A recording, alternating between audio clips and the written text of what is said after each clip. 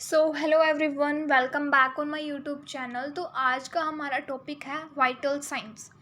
तो ये vital sign एक असाइनमेंट होता है स्टूडेंट्स को बीएससी नर्सिंग फर्स्ट ईयर में मिलता है। तो मोस्ट ऑफ स्टूडेंट्स की रिक्वेस्ट आ रही थी, प्लीज़ मैम वाइटल साइन पर एक हमें असाइनमेंट दीजिए। तो ये जो असाइनमेंट है जो मैंने खुद बनाया था मेरे फर्स्ट ईयर में, मैं आपको बता रही हूँ, ठीक है।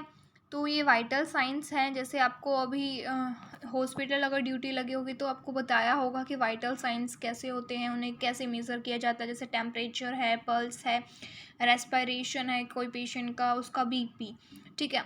तो ये वाइटल साइंस हैं, ये आप देख सकते हैं। वाइटल साइन का इंट्रोडक्शन लिखा हुआ है, सबसे पहले इंट्रो में लिखा हुआ है vital signs are temperature.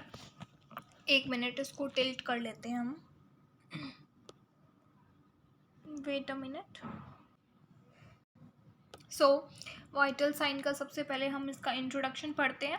Vital sign are the temperature, pulse, respiration and blood pressure. Recently pain has been added as a fifth vital sign. Okay, so all vital signs give some indications of the state of health of an individual. Vital sign measurement is the initial step in assessment of the patients. ठीक है, तो सबसे पहले temperature देखते हैं। तो body temperature is defined as the balance between the heat production and the heat loss. Okay, तो कुछ कॉमन साइट होती है टेम्परेचर को मेज़र करने के लिए, जैसे ओरल, जैसे कि माउथ से, एक्सिलरी, रेक्टल, टिम्फैनिक या फोरहेड टेम्परेचर। ओके, ऐसे इसको सेल्सियस में मेज़र किया जाता है और फ़ारेनहाइट में मेज़र किया जाता है। ओके, फिर हम देख लेते हैं अगर बॉडी टेम्परेचर अगर 37.5 डिग्री सेल्सियस से ज़्यादा है, मतलब फीवर है, 36.5 टू 37.5 है, तो वो हम अप्रोक्सीमेटली नॉर्मल कह सकते हैं। और हाइपोथर्मिया का मतलब है उसका जो टेम्परेचर है वो 35 डिग्री से भी, जो सेल्सियस है उससे भी नीचे हो चुका है, ठीक है। तो टेम्परेचर कन्वर्जन्स फॉर्मूला होता है C/5 is equal to F-32/9। तो ये आपने फिज़िक्स में भी पढ़ा होगा अपने प्रीवियस क्लासेस में। तो वही टेम्परेचर को मेज़र करने के लिए अगर फॉर्मूला फ़ारेनहाइट में निकालना है या सेल्सियस में निकालना है तो उसको ये फॉर्मूला हम यूज़ करते हैं। Okay, after that pulse. Pulse क्या होता है? Pulse is defined as an alternate expansion and recoil of an artery with each ventricular systole. Okay, तो कुछ साइट होती है असेसमेंट के लिए, जैसे radial site, brachial, temporal, carotid, apical, femoral, popliteal, posterior, tibial and dorsalis pedis. Okay, ये 9 इसकी जो साइट्स है किसको मेज़र करने के लिए? पल्स को मेज़र करने के लिए। ओके स्टूडेंट्स, तो ये असाइनमेंट आपके लिए बहुत हेल्पफुल है बिकॉज इसकी बेसिक नॉलेज आपको होनी चाहिए। सबसे पहले आपको यही assignment most of the college में मिलता है। After that variation in the pulse by age, यहाँ पे एक टेबल बनाई है जिसमें एज लिखा हुआ है इस साइड में और दूसरी साइड में लिखा हुआ है पल्स रेट पर मिनट कितना। अगर न्यू बॉर्न है तो 120 टू 160 होती है। 1 ईयर का अगर कोई बच्चा है तो 110 टू 120। 5 टू 8 ईयर्स के लिए 95 टू 100। अडल्ट मेल के लिए 72 टू 80। ओके, अडल्ट फीमेल के लिए 76 टू 80 एंड जो एथलीट्स होते हैं उनका जो पल्स रेट पर मिनट होता है वो होता है 45 टू 60। ओके, तो ये था आपका पल्स। उसके बाद है रेस्पायरेशन। तो respiration it is the process by which oxygen is taken and used by the cell of the body and CO2 is released, उसको हम बोलते हैं रेस्पायरेशन। नॉर्मली रेस्पायरेशन तो आपने ना बायोलॉजी में भी पढ़ा हुआ होता है, वही वही बात है, बस मेज़र करने का आपको पता होना चाहिए उसका। So it is control by respiratory centre medulla oblongata in brain. तो ब्रेन में जो मेडुला ऑब्लोंगेटा होता है वो उसको कंट्रोल करता है। तो नॉर्मल रेंज इसका देख लेते हैं रेस्पिरेशन का एज के अकॉर्डिंग और रेस्पिरेशन पर मिनट। न्यूबॉर्न के लिए है 30 टू 80।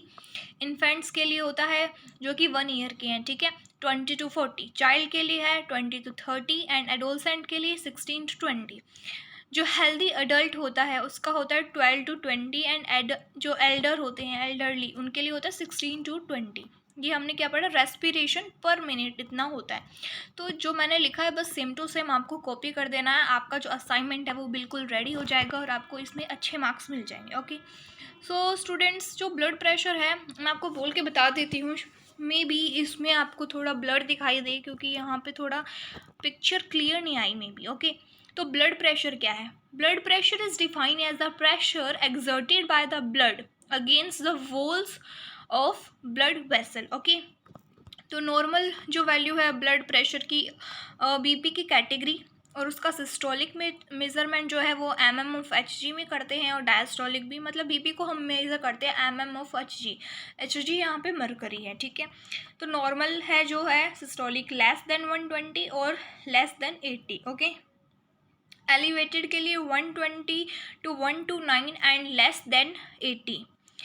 हाई बीपी या फिर हाइपरटेंशन हम उसको कहेंगे स्टेज 1 है ये, 130 to 139 और 80 to 89। ओके स्टूडेंट्स, उसके बाद है हाई बीपी, लेकिन ये स्टेज सेकंड है और इसमें हाइपरटेंशन होगा, ठीक है। स्टेज 1 का ही मतलब हम कह सकते हैं, जैसे स्टेज 1 में हाइपरटेंशन हाई बीपी इसमें भी हो सकता है, लेकिन अगर इसकी केस में सिस्टोलिक 140 और उससे भी हाई होगा, और डायस्टोलिक कितना होगा इसका होगा 90 और उससे भी हाई, हाइपरटेंसिव क्राइसिस, ठीक है। तो इसका है higher than 180 and higher than 120। Okay, तो अभी हमने कहा था वाइटल साइन में लगभग 4 होते हैं, लेकिन रिसेंटली जो पेन है उसको भी वाइटल साइन में ऐड किया गया है। तो वाइटल साइन में pain it is considered as a standard 5th vital sign. इसको अब से 5th वाइटल साइन में एक स्टैंडर्ड मेज़र में हम क्या करते हैं, कंसिडर करते हैं।